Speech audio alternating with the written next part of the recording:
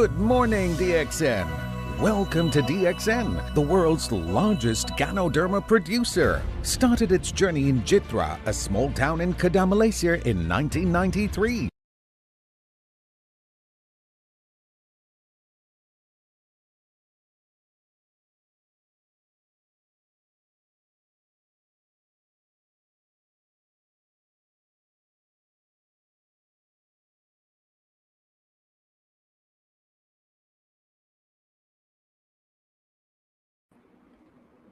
Okay?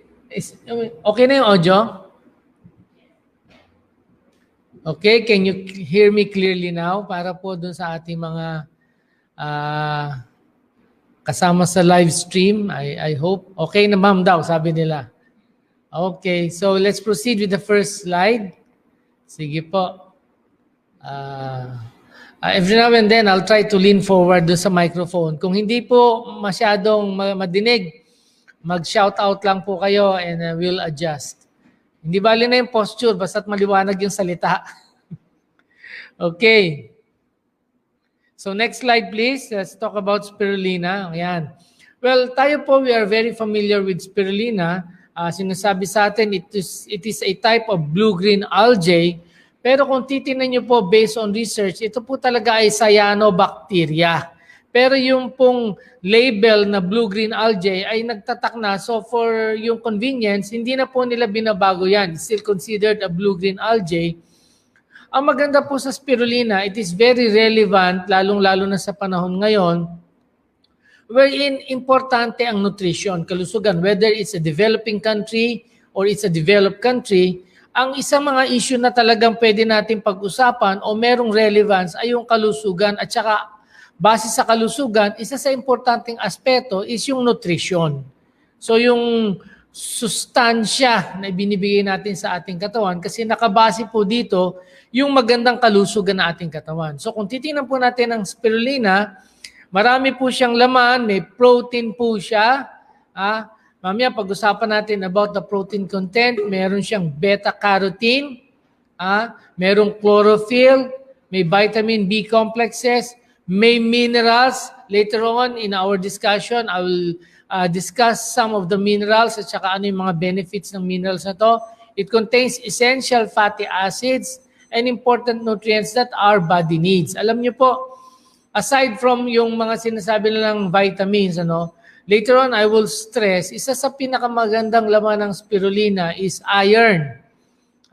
Ngayon po, maraming babae o maraming sa ating mga kasamahan is deficient in iron.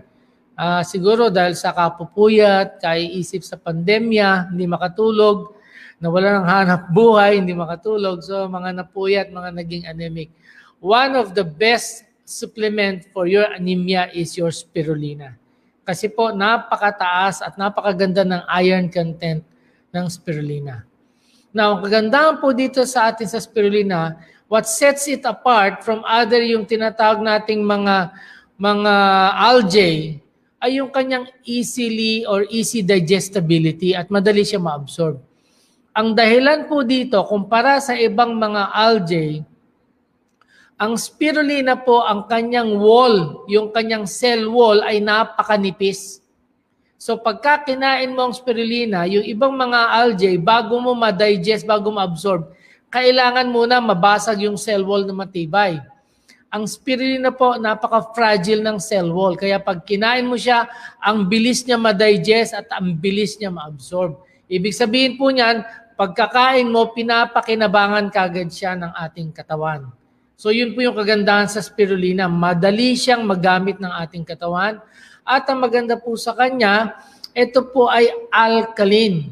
One of the best alkaline source ng ating katawan, alkaline food. Ngayon, ang mga tao, medyo there's so much fuss pagdating sa alkalinity. Maski pumunta ka sa mga groceries, may alkaline water na. Maski sa mga integrative practitioners, kasi po may mga doktor ngayon, ang tawag nila mga integrative practitioners, pinaghahalo yung herbal, yung traditional, at saka yung tinatawag nating mainline. So pinag-integrate nila, kaya integrative. Well, they look into spirulina as one of the great source of nutrition at saka great source ng pagbalanse ng pH ng ating katawan because of its alkaline nature. So ano ba yung mga benefits of spirulina? Next slide please. Yan. So kung titingnan po natin, marami pong benepisyo ang spirulina. Unang-una sa nutrisyon. Ito ay maganda at importante sa ating kalusugan. Pangalawa, weight loss. So ibig sabihin, hindi ka lang magiging malusog sa spirulina, but you will look better kasi siyempre, alam naman natin, mas maganda ang itsura natin kung kontrolado natin ang timbang natin at tayo ay within yung tinatawag nating normal weight limits based on our height.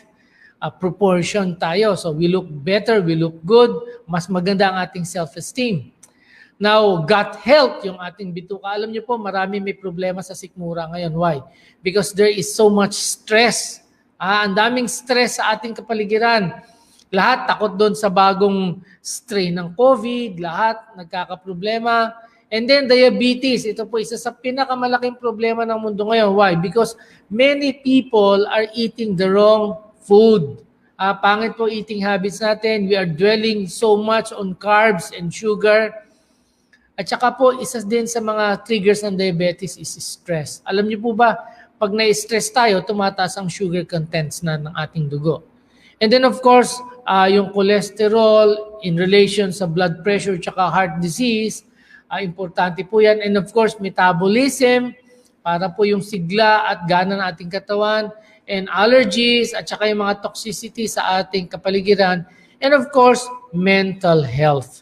Alam niyo po yung mental health, maraming naaburido nitong panahon ng pandemya. So we also need to guard our mental health. So we'll go on to the details. Next slide please. Ayan. So maganda po ang nutritional profile ng spirulina. So specifically, yung spirulina powder po natin, capsules po natin, yung powder po yan na ikinapsulize at saka yung pong ating tablets na pinressurize, yan po yung ating spirulina. So based on studies, isang kutsara or 7 grams of dried spirulina, meron ka na kagad 20 calories. Although hindi lang ito yung ina-advocate natin. But in that 7 grams, may protein ka na dyan, may carbohydrate ka na dyan, may fats ka na dyan, andyan na yung iyong mga vitamins and minerals. Of course, we have iron, 2 milligrams, ang taas na yan, ano? Magnesium, phosphorus, potassium, sodium, vitamin C. Meron siyang mga B complexes. At ang maganda po sa spirulina, it even contains zinc. Ngayon po, lagi nyo nadidinig ang zinc. Kasi importante ang zinc para sa ating immune system. So ang suggestion ko po sa inyo, make spirulina as part of your balanced diet. So pag ito po ay parte ng inyong dieta, ng inyong pagkain, ibig sabihin, you have the freedom to take spirulina during breakfast, during lunch, during dinner. Pwede rin during snack. Kasi ang suggestion nila, we can ingest around mga hanggang 80 grams of spirulina for the whole 24 hours.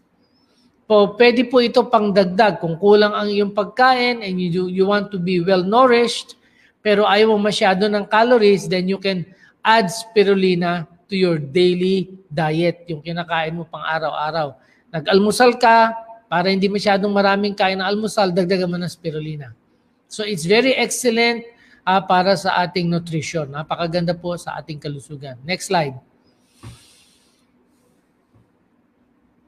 Yan, losing weight now. Ito po isa sa mga, maaring sa iba hindi ito problema kagaya ng ating mga co-host dito sa DXN na slim sila, they look proportion. Pero to some people, losing weight po is really a big problem. So ang spirulina po ay nakakatulong ito in terms of cutting down yung diet natin. So pwede kasi alam niyo po iba pagka nag-diet nanghihina sila kasi lalo daw kulang sa nutrition at pagka po kulang ng nutrition mo, you skip so much of your meals, may tendency po na hihina yung ating resistensya, yung ating immune system. So spirulina po is very good na pangtulong sa ating pagbabawas ng timbang because it is high in nutrients but it is low in calories. So pwede siyang makatulong. Ibig sabihin, hindi naman siya talagang pang-alis ng gana ng pagkain, pero in a way, you can maintain proper nutrition And at the same time, you can lose weight. Hindi ka kailangan maging malnourished pag ikaw ay nagpapapayat. Kasi po, ang tendency ng iba is really to shun or yung hindi kumain. Bawal po yung hindi kumakain kasi nahihirapan po yung katawan natin. Dapat po yung ating pagkain sa katawan, dapat po yan ay regular. But ang pinakamaganda dyan, kung tayo nagda-diet, we can eat small amounts of food on a more frequent schedule. And at the same time, para hindi kulang yung sustansya, we can augment our food or our food intake with spirulina. In that way, nagkakaroon ka ng sustansya pero hindi ka nagdadagdag ng calories. Kasi po yung calories na hindi mo nasunog within the day, pagka ito ay hindi mo naubos, hindi mo siya na-utilize, ito ay gagawin ng ating katawan o i-convert ng ating katawan ito into fats. At syempre, madadagdag yan sa mga bilbil natin, sa batok natin, sa baba natin, and all the portions na maraming taba sa ating katawan. So, spirulina is very good in helping us lose weight. Next slide. Yan, improving gut health. Pinag-usapan natin to kanina, no? Spirulina, nakakatulong po siya sa ating bituka. Nakita nila dito, based on studies, na pipreserve ng spirulina yung tinatawag nating good bacteria sa ating bituka. Kasi meron po tayong tinatawag na natural good bacteria. At the same time, ang spirulina po hindi mahirap para sa ating digestion. Alam mo, pagka kumain ka ng mahirap i-digest, ang mangyayari po dyan, magpo-pour out ka na magpo-pour out ng acid. So when you take spirulina, hindi siya mahirap i-digest, so hindi masyadong nagpo-pour out ng acid ang ating sikmura. At the same time, pag napipreserve yung good bacteria sa ating katawan, na-maintain po nito yung tamang integrity, yung kagandahan ng trabaho ng ating mga bituka. So, ang maganda po dito, kung ikaw ay medyo stressed na at nakaspirulina ka, at the same time, it does not allow more acid to pour. At the same time, alkaline po siya. Ang alkaline po ay pangkontra ng acid. So, hindi ka masyadong magkakaroon ng acid sa sikmura o manuneutralize yung pakiramdam mo na parang hyperacidity every time you take in spirulina. At madali siyang pakinabangan ng ating bituka. Na-absorb siya kagad. So, hindi nahihirapan yung ating bituka if you take in spirulina. Next slide. Yan, managing diabetes. Well, actually, sa spirulina, alam po, ito'y based sa kanilang mga studies. Nakita nila, whenever you take spirulina, although spirulina contains carbohydrates, but ito po yung observation, ano? Yung mga tao nagsusupplement ng spirulina, hindi po madaling tumaas yung kanilang blood sugar. Probably, ang isa sa mga kagandahan dito, yung mga component ng spirulina ay nakakatulong para sa ating katawan na mag-produce ng insulin. Kasi alam niyo naman, importante ito Kasi type 1 at saka type 2, yung isa insulin dependent, yung isa non-insulin dependent. Well, importante po sa ating katawan na yung sugar ma-utilize. And based on studies, pagka pinapakain nila ng spirulina yung mga tao, yung kanilang fasting blood sugar ay napupunta o magiging mas malapit sa normal at mas mababa compared sa dating mataas. So these are just observations. Although, sabi nga nila, ito pong epekto ng spirulina na to, it has to be studied more. Pero kung tayo po may diabetes, maganda rin pang tulong sa atin ng spirulina kasi it helps us to be well nourished without dwelling so much on yung mga bawal na pagkain sa atin. Di ba? Pagka tayo diabetic, hindi ka pwede magprutas ng marami. Hindi ka pwedeng kumain ng maraming kanin. So, ang tendency is manghihina ka. Now, pwede mong isupplement ngayon yung kakulangan ng sustansya mo with spirulina. And at the same time, it helps or it does not aggravate yung pagtaas ng blood sugar level. So maganda rin po pang-tulong, pang-manage ng diabetes ang spirulina. Pero i-clarify ko lang po hindi po gamot sa diabetes ang spirulina. Pangtulong lang po siya. Baka sabihin nyo dyan, yung iba, ay, hindi na magagamot sa diabetes, spirulina lang inumin ko. Hindi po. It's just a supplement, pangtulong po, para matulungan, makontrol natin yung blood sugar natin for those who are diabetic. So this is just a supplement that may help. So hindi po siya gamot sa diabetes. That's just a clarification. Okay, next slide. Next slide, please.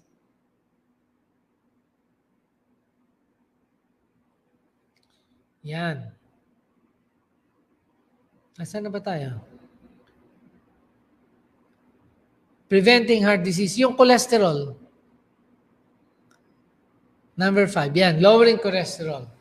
Yan. So, ito po mga research sa spirulina. Maganda po kasi nakita nila that spirulina po ay maganda para mag-lower down ng blood cholesterol. So, itong study na to noong 2016, it is a systemic review and meta-analysis. And it suggests that taking spirulina supplements may have a positive impact on blood lipids. Ang lipids po kasama ang cholesterol dyan, kasama ang iyong triglycerides, good and bad cholesterol. So nakita nila based on these studies, nare-reduce ang cholesterol, ang LDL po, yan yung bad cholesterol, yan ang mas nare-reduce ng spirulina, at saka yung HDL, which is good cholesterol, ito naman yung napapataas ng spirulina. Ano mo advantage nito?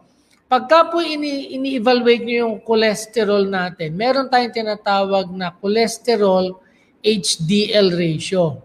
Ito po yung ratio ng lahat ng cholesterol compared sa good cholesterol. Ang average po na value nito is around 4, between 3 to 4.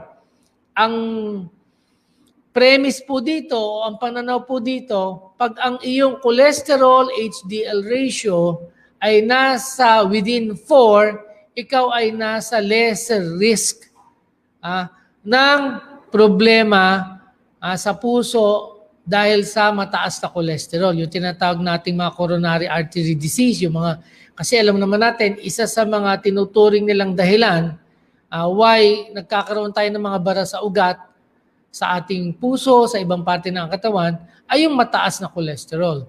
So if you have a good cholesterol HDL ratio that is around 4 and below, mas lesser ang risk mo. Pagka ikaw ay tumataas going 5, 6, or 7, tumataas ang risk mo na magkaroon ka ng coronary artery disease. Ibig sabihin, mas malaki ang chance na mabarahan ang ugat mo dahil sa dami ng cholesterol. So ano advantage nito? Kung nakakataas siya ng good cholesterol at nakakababa siya ng bad cholesterol, yung overall cholesterol HDL ratio mo may tendency siya na bababa. At dahil dito, mas magkakaroon ng lesser risk based dito sa parameter na to na magkaroon ka ng coronary artery disease. And based on these studies, yung total cholesterol po after 3 months was just 1 gram of spirulina every day. That's around mga 3 to 4 capsules or 3 to 4 or 4 to 5 tablets of spirulina, natulungan na mag-improve yung total cholesterol at gumanda yung good cholesterol. So, ang ganda po ng lowering cholesterol lowering property ng spirulina, which leads us to the next slide na nakakatulong po siya. Next slide yan. It helps prevent heart disease. Kasi alam naman natin, isa sa mga pinagdududahan o pinagdidiskitahan ng mga doktor na risk factors sa ating mga sakit sa puso, unang-una yung high blood at saka yung mataas na cholesterol. Alam naman natin ang high blood, kung bakit tumataas ang blood pressure natin, kasi pag nagkakabara yung ugat natin, syempre yung pressure na dumadaan o daanan, yung pagdaan ng dugo sa ugat na yan, pag medyo may bara, tumataas na ang pressure. And of course, yung bara na yan, lalong magbabara pa yan pag laging mataas ang cholesterol natin. So, in effect, pagka po tayo nakaspirulina, natutulungan na yung ating cholesterol ay mag-normal, yun pong ating mga bara sa ugat, hindi na madadagdagan. So, ang kagandahan pa sa spirulina, meron po siyang anti-inflammatory. So kasi po, paniniwala natin, bukod sa pagbabara ng ugat, meron pa ho mga inflammatory reaction sa loob ng ating katawan, sa puso, sa muscles ng puso, sa lining ng ugat, at nadadagdagan pa ho yung mga bara ng ugat na yan pagka na-oxidize yung ibang mga toxins na dumadaloy sa ating dugo. So ito po, natutulungan tayo ng spirulina. Because it helps lower down cholesterol. At the same time, kung hindi na nagtutuloy-tuloy ang bara ng ugat, matutulungan ma-maintain ang ating high blood pressure. Of course, again, reminder po, hindi siya gamot totally for high blood, hindi siya gamot totally for cholesterol. It is still a supplement. Pangtulong po yan. If you have medications for high blood, I would suggest take spirulina regularly. You can take 1 gram or 2 grams in a day. And then, inumin po natin yung ating maintenance medication. And of course, monitor. Importante po monitor. Huwag po tayong mag-monitor based on pakiramdam. Mag-monitor po tayo based on yung scientific actual. Mag-regular tayo ng blood pressure levels natin. Take natin yung blood pressure natin regularly. And at least every 6 months, magpa-check kayo ng inyong mga blood sugar, cholesterol, para makita natin kung merong pagbabago. Lalong-lalo na po yung mga kabaro ko dyan ng mga senior citizen, we must be very diligent in monitoring itong mga parameters na to. Next slide. Boosting metabolism. Okay. So, maganda po sa spirulina, yung metabolism po kasi natin, it slows down as we age. Pag bata po, mabilis ang metabolism. Mga teenager, mabilis ang metabolism. Kaya kung minsan makita mo, ang lakas nila kumain, hindi sila mabilis tumaba. Ako po, naranasan ko yan. When I was younger, nasa age ko ng mga teens ako, I eat a lot, pero hindi ako masyadong tumataba kasi nasusunog ko siya kasi napaka-active ko po.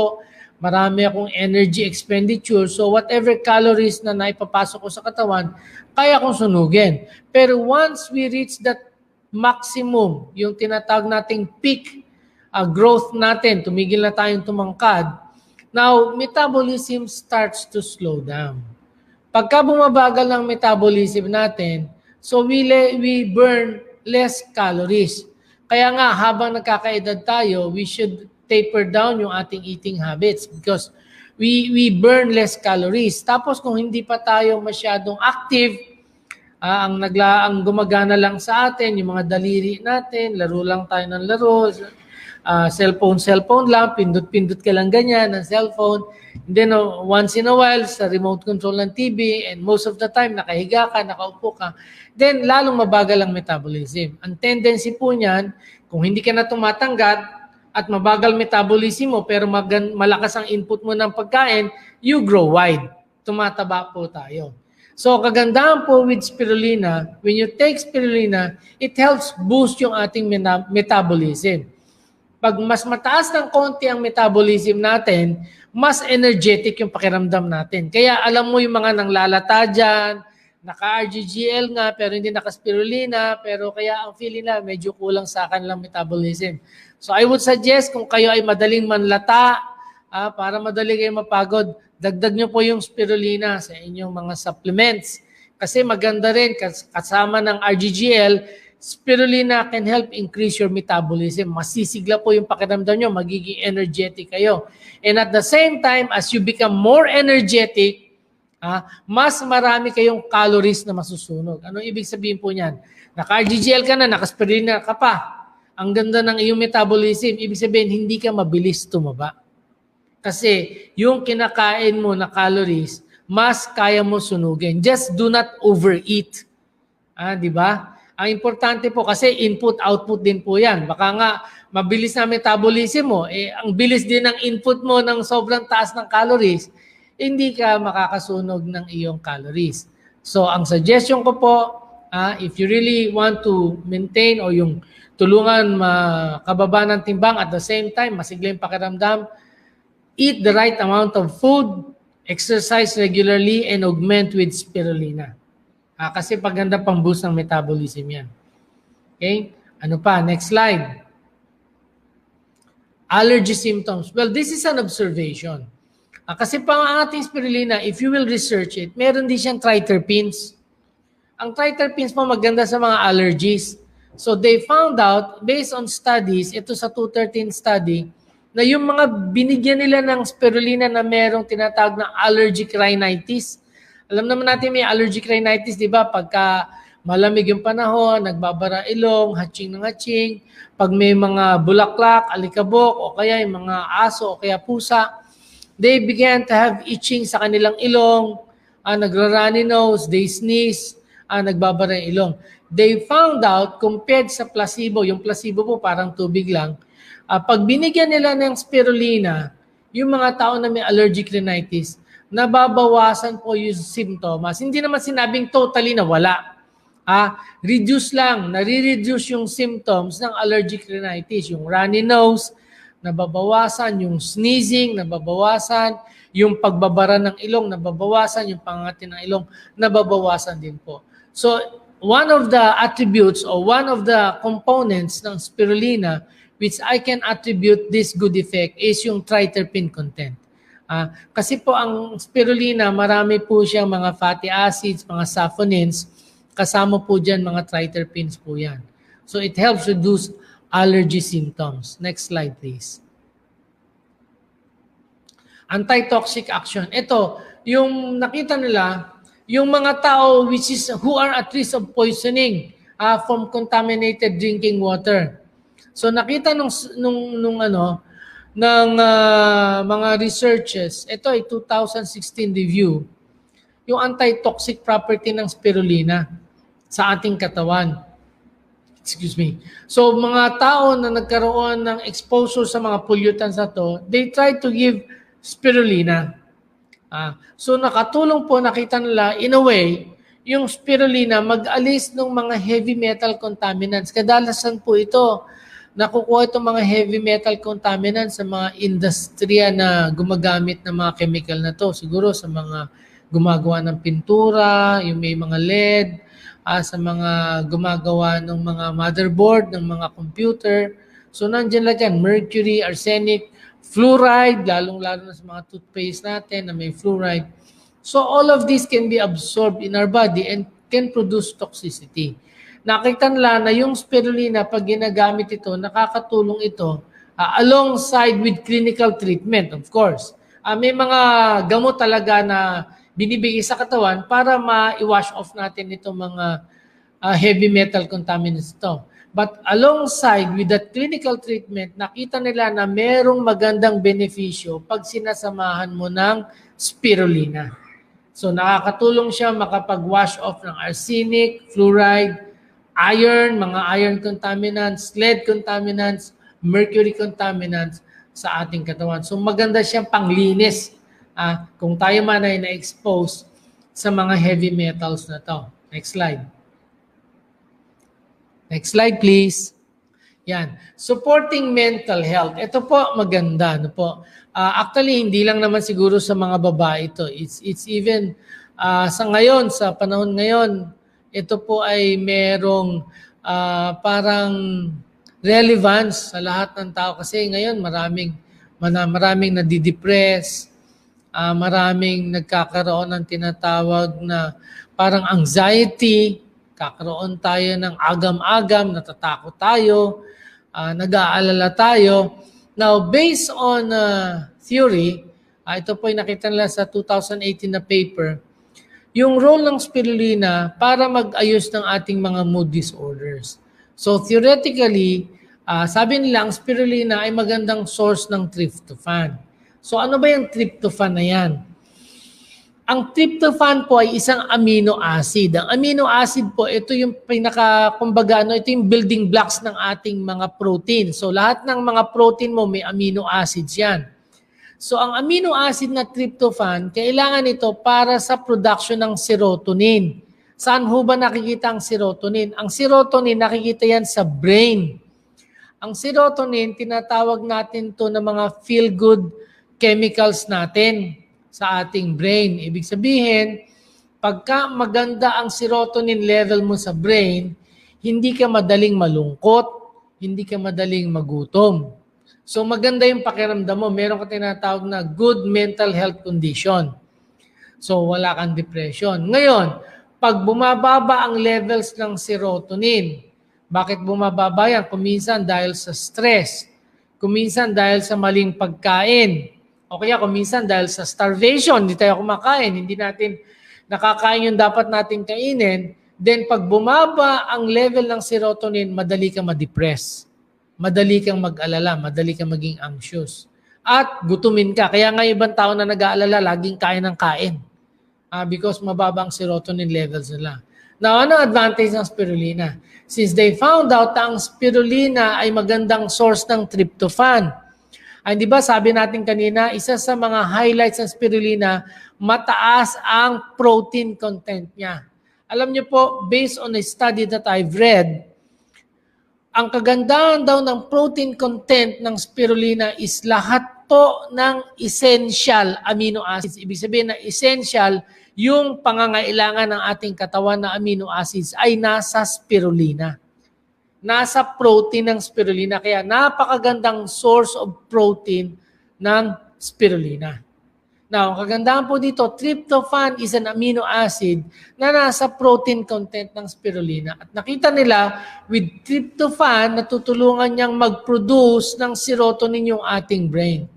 So, anong conclusion nila? Na nakita nila, pag maganda ang production ng serotonin sa ating brain at maayos, ay yung tinatawag nilang healthful levels ng serotonin, ito ay nakakasupport o nakaka-maintain ng magandang mental well-being. Ibig sabihin, hindi naman ibig sabihin na hindi ka na malulungkot, hindi ka madidepress. But, ibig sabihin, kung magandang serotonin levels mo, you can very well, maka-overcome o kaya ay kaya mong i-overcome o yung kaya mong panindigan yung mga depressions na dumadating sa'yo, kaya mong panindigan o labanan yung mga pangamba, mga anxieties, kasi yung brain mo ay merong enough good, feel-good chemicals na serotonin para ma-overcome itong mga mental problema na to, mental problems na to. So malaking bagay ang spirulina, lalong-lalo na ngayon sa pandemya, you're at home, you are bored, you are apprehensive, natatakot kayo, you are anxious, you are depressed, I would suggest medyo dagdagan nyo ang kain ng spirulina. Okay? Next slide. Now, ito yung gusto kong sabihin kanina kasi isa sa mga factors na sinabi natin na pagganda ng spirulina is because of its alkalinity. Ngayon po ang mga tao, there is so much fuss about mga alkaline water, alkaline food. Now, pagdating po sa alkalinity, meron pong magandang component yung spirulina, yung tinatawag nating alkaline minerals ng spirulina, yung calcium, yung phosphorus, yung magnesium. Of course, kung makikita nyo, yung required daily dose, compared sa content ng spirulina milligram per kilogram, mataas. So, ibig sabihin, kayang sustainahan ng spirulina. Kung regular po ang kaya natin ng spirulina, yung pangangailangan ng ating katawan. Isa na yung sa iron. So kung kayo medyo kayo ay anemic, maganda ang iron content ng spirulina. Kailangan mo ng zinc. Kailangan natin ng zinc ngayon. Sabi ng mga doktor, 75 milligrams a day. So maganda din ang source mo ng zinc, ang spirulina. And of course, yung iba pang mga minerals natin. Now, why is this alkaline minerals in spirulina important? Pakita ko sa inyo sa next slide. Next slide. Yan. Based sa Western diet, considered po ang Western diet na acidogenic. Bakit siya acidogenic? Kasi siya ay high in animal protein. At kulang, insufficient ang intake ng fruits and vegetables. Now, bakit po importante ang Western diet? Kasi po tayo sa Pilipinas, masyado na tayong na-influensya ng Western diet. Nandiyan na lahat ng fast food, McDonald's, Wendy's, Taco Bells, nandiyan na lahat siya. Burger King, lahat po yan, mga American diet ang pinopromote yan. High on animal protein, low on fruits and vegetables. So ano nangyayari? Ito po, ang sinasabi lang, is associated with high dietary acid load and allow intake of base-forming dietary minerals. Ano yung base-forming dietary minerals? Yan po yung tinatawag nating alkaline minerals, such as potassium, magnesium, or calcium. Di ba? Saan ba makikita ang potassium, magnesium, or calcium? Sa mga prutas at gulay. Saan pa? Sa spirulina. Di ba? So anong advantage nito? Next slide. Ayan. So pagka merong mismatch between ang acid and base-forming nutrients, meron itong tinatawag na subclinical low-grade acidosis. Anong ibig sabihin po nun? Literally po, yung mga alkali na pinapasok natin sa ating katawan cannot drastically o yung significantly alter yung tinatawag nating body pH kasi fixed po yan. Meron tayong sistema sa ating katawan na para ma-maintain itong pH na to. Pero bakit subclinical? Ibig sabihin, merong konting deviation. Ang pH po ng katawan ng tao is around 7.4. So pag ikaw ay naging 7.3 or 7.2, medyo nag-deviate ka sa acidic side.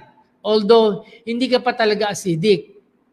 Di ba? So, tinatawag nilang subclinical low-grade acidosis.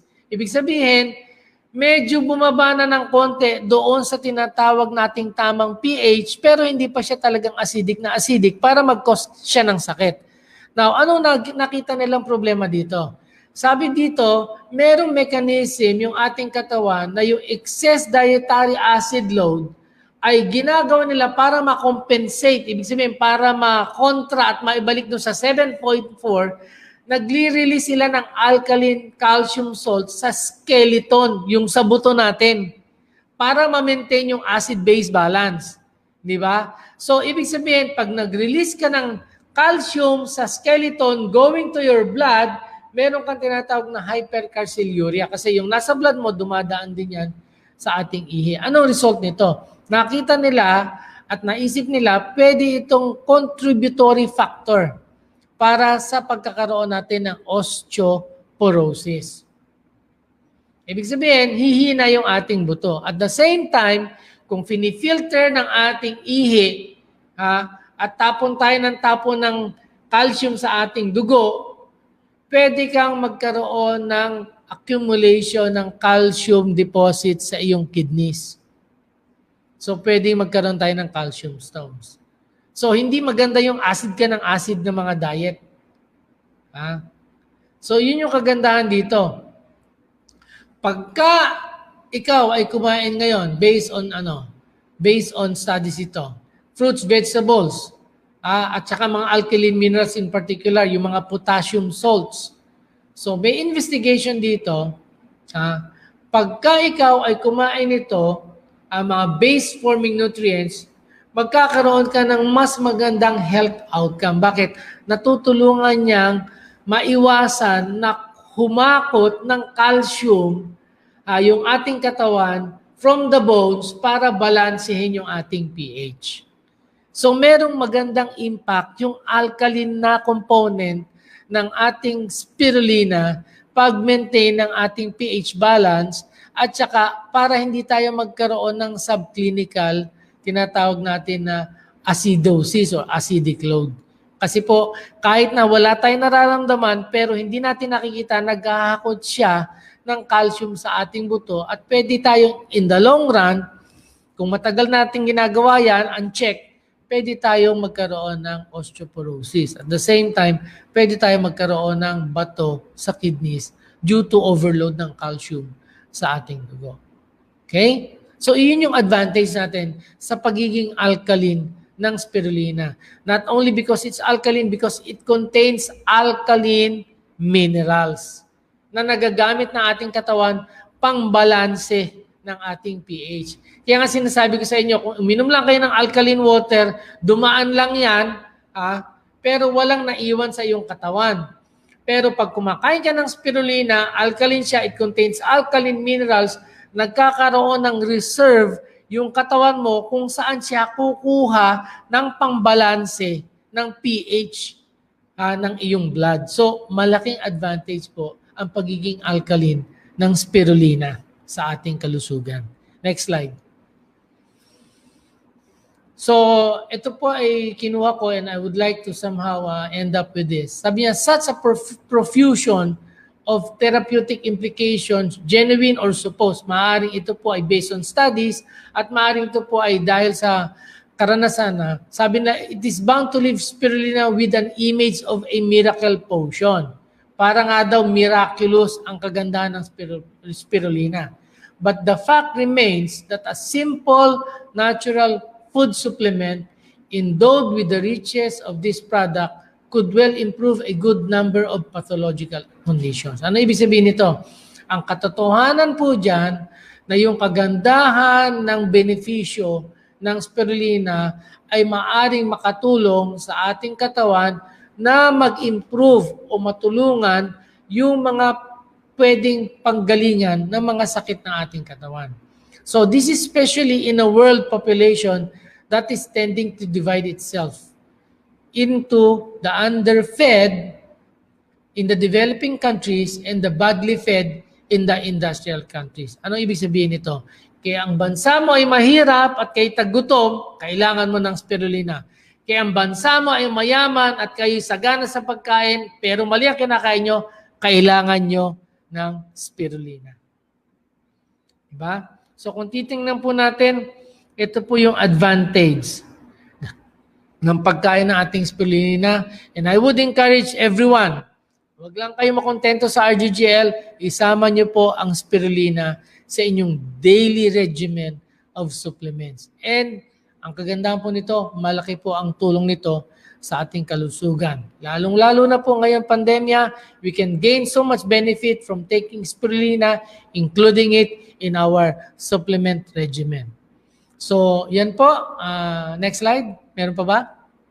Okay, with that, thank you very much and good morning to all of you.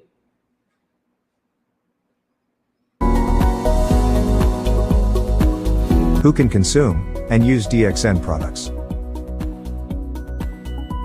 Since DXN products are natural health products, they are suitable for all categories of people, starting from infancy to old age and the sick.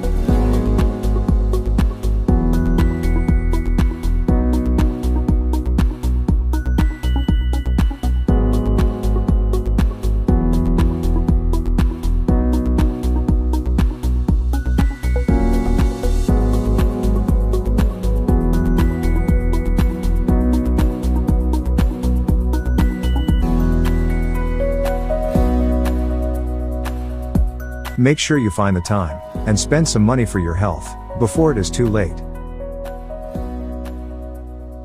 DXN products help your body to maintain optimal health. Give them a try, and you will feel the benefits of DXN products in a more natural way. Thank you for spending your time with us.